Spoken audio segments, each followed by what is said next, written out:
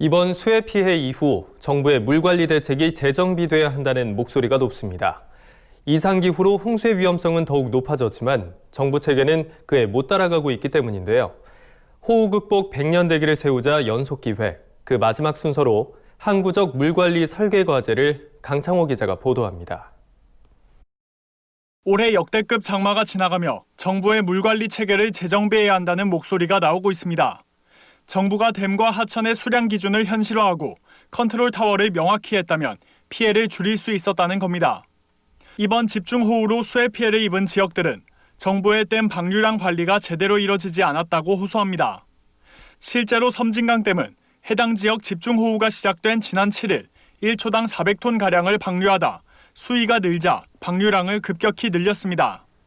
그럼에도 저수량은 줄지 않았고 결국 초당 1,800톤의 물을 쏟아내게 됐습니다. 이에 섬진강 하류의 전남 곡성, 구례 등이 물에 잠겼습니다. 특히 구례군의 경우 읍내시가지 40%가 침수되는 등 심각한 피해를 입었습니다. 다른 지역의 사정도 비슷합니다. 용담댐과 합천댐 등의 급격한 방류로 충청, 경남 지역이 큰 침수 피해를 입었습니다. 이를 두고 댐 관리 규정의 현실화가 필요하다는 주장이 나옵니다. 섬진강댐의 경우 지난 1961년 설계 당시 정한 댐 관리 규정을 한 번도 개정하지 않은 것으로 알려졌습니다.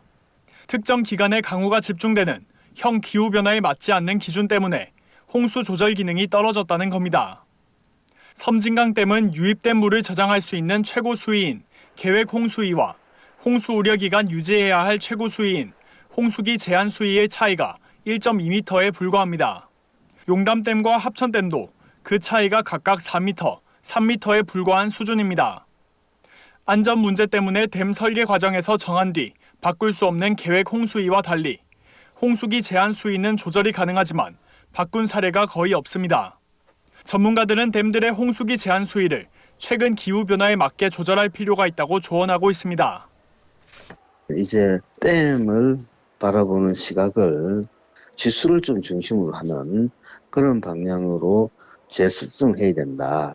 홍수 조절 공간을 조금 더 넓히는, 댐을 조금 더 비워놓는 그런 어떤 댐 운영 방안을 서로 마련할 필요가 있지 않나. 또 분산된 물관리 권한을 한 곳으로 모아야 한다는 목소리도 나옵니다. 2018년 수량과 수질, 재해 예방 등 대부분의 물관리 기능이 국토부에서 환경부로 이관됐지만 제방 등 하천 관리는 국토부에 남아있기 때문입니다.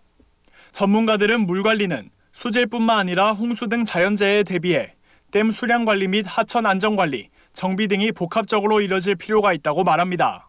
현재 정부 부처 간 기능이 분산돼 종합적인 대응에 어려움을 겪고 있다는 겁니다. 물그릇을 관리를 잘했지. 하천 제방을 관리하고 저수지를 관리하고 댐을 관리하고 수자원 통합 관리. 이거는 물그릇하고 안에 들어있는 물하고를 같이 한 기관에서 해줘야 되죠. 이번 장마 이후 항구적인 물관리 방안 마련을 놓고 국민적 관심이 쏠리고 있습니다. 앞으로의 피해 예방을 위한 대책이 필요해 보입니다. MBS 뉴스 강창호입니다.